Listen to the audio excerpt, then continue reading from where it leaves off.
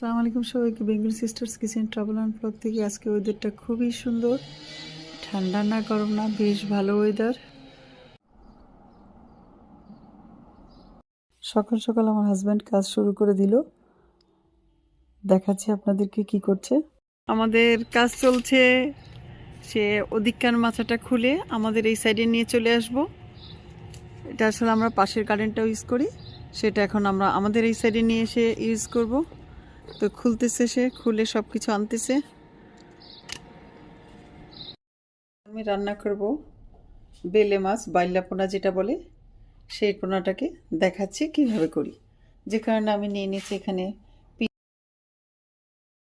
হলুদ, মরিচ, ধনে আর লবণ। আমি এখানে পানি দিয়ে তারপরে নারকেল দিয়েছিল মাছ দিয়ে, কিন্তু আমি ফ্রেশ নারকেল ছিল আর আমি এটা ডিপের নারকেল পানি দিয়ে ব্লেন্ড করে নিয়েছি, যে কারণে আমি এটা দিয়ে দিলাম আগেই।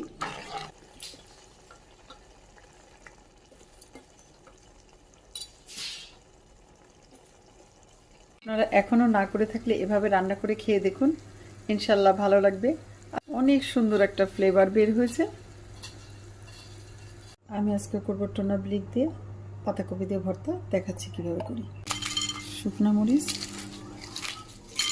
আর পেঁয়াজটাকে ভালো করে মাখিয়ে নিই। আমি এর মধ্যে দিয়ে দিচ্ছি টোনাটাকে ভেজে একটু ব্রাউন করে নিলাম, এতে করে গরম গরম থাকতে থাকতে পাতাকপিটা যত পাতলা কাটা হয় আসলে তত ভালো হয়। আজকে আমার হাজব্যান্ড কারি না, আমি কেটেছি, তাই এত বেশি পাতলা হয়নি, চিকন চিকন হয়নি আর কি। দেখতে পাচ্ছেন, দেখতে দেখতে নরম হয়ে যাবে। এটা দিয়ে দিচ্ছি সামান্য একটু লবণ, ধনে পাতা আর এক পিস কাগজি লেবু দিয়ে দিচ্ছি, আরও একটু সরিষার তেল। এই ভর্তাটা আপনি ভাত, পোলাও, রুটি, পরোটা সব কিছুর সাথে খেতে পারবেন।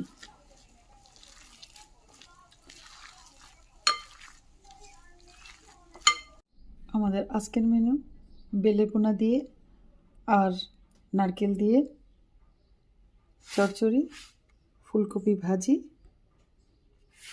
করলা দিয়ে আর ডিম দিয়ে ভাজি, পাতাকপি দিয়ে টোনা দিয়ে ভর্তা, আলু দিয়ে ডাল দিয়ে ডিম দিয়ে, আলুর ডাল ডিম দিয়ে আর ব্রাউন রাইস। এটাই হলো আজকে আমাদের খাওয়া।